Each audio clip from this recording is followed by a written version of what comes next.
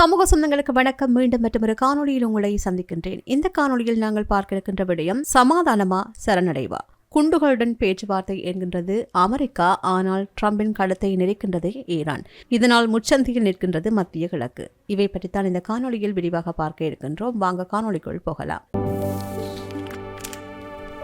Fourth Monkey Connect coming soon. 2026 ஆண்டின் March மாதம் வரலாற்றில் ஒரு கரை படிந்த மாதமாக பதியப்பட போகின்றது.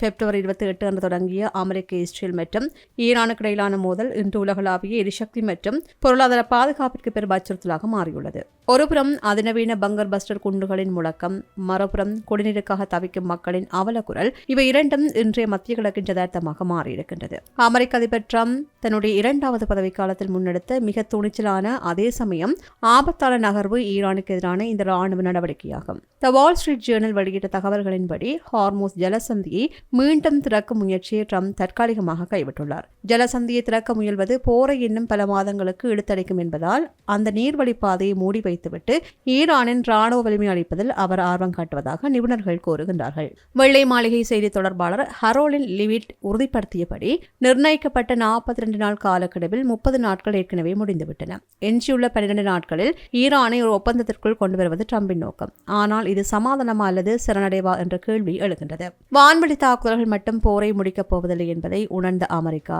தன்னுடைய உயரடுக்கு ராணுவ பிரிவான 82வது வான்வெளி படைப்பிரிவை போர்க்களத்தில் இறக்கியிருக்கின்றது. ஈரானின் 90% எண்ணெய் ஏற்றுமதி இடம்பெறும் ஹார்க் தீவை கைப்பற்றுவது அமெரிக்காவின் அடுத்த கட்ட நகர்வாக இருக்கும் என்று ராய்ட்டர்ஸும் செய்தி வெளியிட்டுள்ளது. 3000 வான்குடை வீரர்கள் இந்த தீவின் மீது அல்லது முக்கிய எண்ணெய் கிணறுகள் மீது தரைவழி தாக்குதலை நடத்த தயாராக உள்ளதாக கூறப்படுகின்றது. அமெரிக்க பாதுகாப்பு செயலாளர் ஹெக்ஸத் தன்னுடைய சமீபத்திய பேட்டியில், எங்களுக்கு ஒப்பந்தம் வேண்டும், இல்லையென்றால் குண்டுகளை கொண்டு பேச்சுவார்த்தை நடத்துவோம் என்று முழங்கியுள்ளார். இது ராஜதந்திரத்தின் தோல்வியையும் ராணுவ அதிகாரத்தின் மேலாதிக்கத்தையும் காட்டுகின்றது. இந்த மோதலின் மிகவும் இருண்ட பக்கம் உள்கட்டமைப்புகள் மீதான தாக்குதல், குறிப்பாக குடிநீர் விநியோகத்தை குறிவைப்பது போர்க்குற்றமாகவே பார்க்கப்படுகின்றது. ஈரானின் மிகப்பெரிய கடல் நீர் சுத்திகரிப்பு நிலையம் வான்வெளி தாக்குதலில் முற்றிலுமாக சிதைக்கப்பட்டுள்ளது. இதனால் அந்த பிராந்தியத்தில் வாழுகின்ற லட்சக்கணக்கான மக்கள் குடிநீரின்றி தவிக்கின்றார்கள். வளைகுடா நாடுகள் தங்களுடைய குடிநீர் தேவைக்கு 70% முதல் 90% வரையில் கடல் நீர் சுத்திகரிப்பு நிலையங்களையே நம்பியிருக்கின்றன. ஈரானின் பதில் தாக்குதலால் குவைத் மற்றும் பஹ்ரைன் ஆகிய நாடுகளின் சுத்திகரிப்பு நிலையங்களும் பாதிக்கப்பட்டுள்ளமை ஒட்டுமொத்த மத்திய கிழக்கையும் தாகத்தில் தவிக்க வைக்கின்ற அபாயத்தை உருவாக்கியுள்ளது. இந்நிலையில் ஈரானின் புரட்சிகர பாதுகாப்பு படை அமெரிக்காவின் தாக்குதல்களை கண்டு பின்வாங்கப் போவதில்லை என்பதில் உறுதியாக உள்ளது. 3 நாட்களில் ஈரானை வீழ்த்தலாம் என்ற அமெரிக்காவின் கனவு இன்று 30 நாட்கள் கடந்தும் தோல்வியை தழுவியுள்ளது. இதனை ஜெனரல் அலி சாடியிருக்கின்றார். ஹார்மோஸ் ஜலசந்தியை மூடியதன் மூலம் அமெரிக்காவிற்கும் அதன் நட்பு நாடுகளுக்கும் பாரிய பொருளாதார நெருக்கடியை ஈரான் கொடுத்துள்ளது. அமெரிக்காவை தனிமைப்படுத்தும் நோக்கில் ரஷ்யா, சீனா, இந்தியா, ஈராக் மற்றும் பாகிஸ்தான் ஆகிய நாடுகளுக்கு மட்டும் ஜலசந்தி வழியாக செல்ல ஈரான் அனுமதி அளித்துள்ளது. இது அமெரிக்காவின் உலகளாவிய மேலாதிக்கத்திற்கு விடுக்கப்பட்ட நேரடியான சவாலாகும்.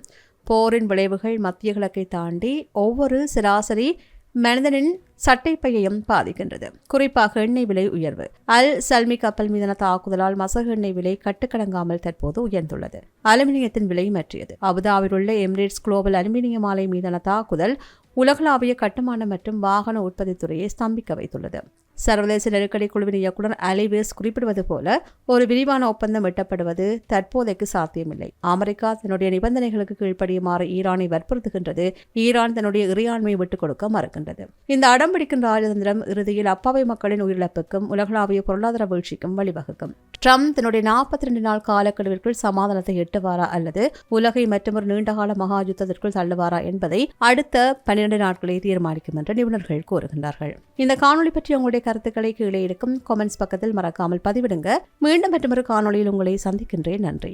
இது போன்ற பல செய்திகளை தெரிந்து கொள்ள நம்முடைய சமூக மீடியா யூடியூப் சேனலை சப்ஸ்கிரைப் செய்து அருகில் உள்ள பெல் பட்டனை கிளிக் செய்யுங்கள். மேலும் செய்திகளை உடனுக்குடன் தெரிந்து கொள்ள சமூகமீடியா.com என்ற இணையதளத்தின் வாயிலாக எங்களுடன் இணைந்திருங்கள்.